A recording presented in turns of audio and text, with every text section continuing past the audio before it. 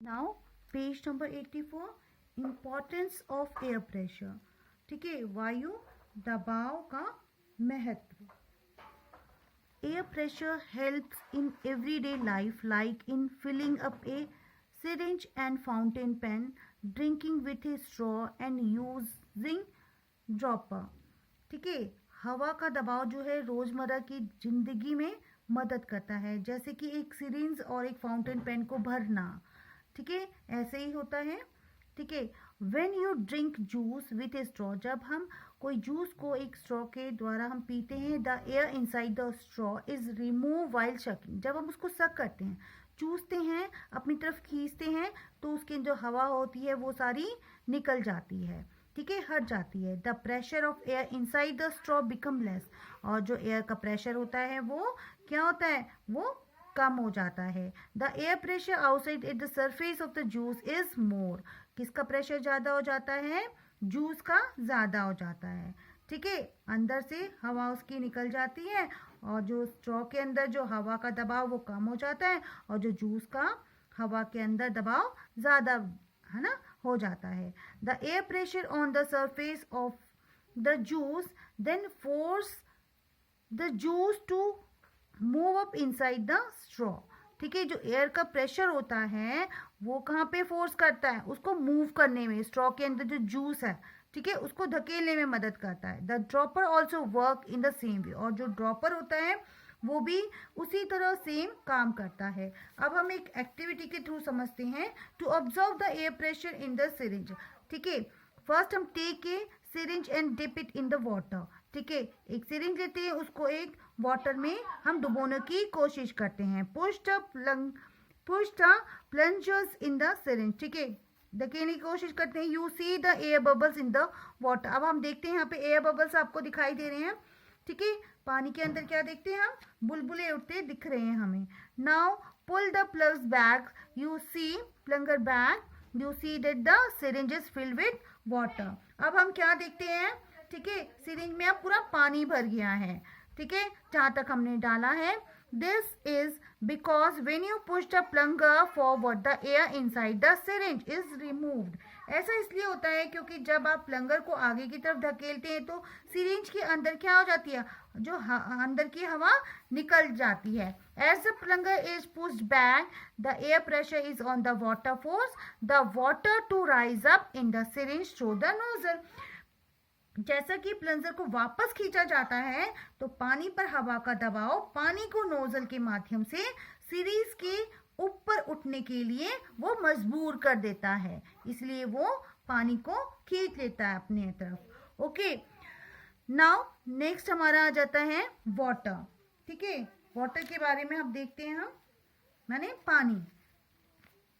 All organisms need water. 3/4 of our Earth's surface is covered with water, but only 3% of total available water can be used for drinking. About 97% of water is in the ocean. It contains salts and can't use for drinking. अब ये तो सभी जीवों को पानी की आवश्यकता होती है।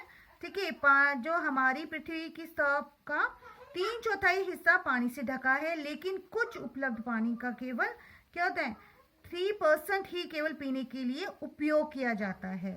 ठीक है, समुद्रों में लगभग 97% जो है क्या है, पानी है, इसमें नमक है और इसे पीने के लिए इस्तेमाल नहीं किया जा सकता। Okay, now we get water from river, ponds, lake and rain. We also get water from ground by using well, hand pump, etc. The water is river, ponds and lake is not pure. Many things like dirt, mud and germs are mixed with water and make the water unfit for use. The substance that make the water unfit for use are called impurity. Impurity are of two types, soluble and insoluble. अब हमें यहाँ पे बोला जैसा जैसा नदी, तालाबों, है ना, ये सब हमें बताया गया है। ठीक है, और बारिश से हमें क्या मिलता है, पानी मिलता है। हमें कुओं, हैंडपंप आदि का उपयोग हम करके जमीन से पानी का, है ना, जमीन से हम पानी प्राप्त करते हैं। नदियों, तालाबों और झीलों में जो पानी को शुद्ध नहीं होता है, साफ नहीं होता है, कई तरीके की गंदगी होती है, कीचड़ होते हैं, कीटाणु उसमें होते हैं, पानी के साथ मिल जाते हैं।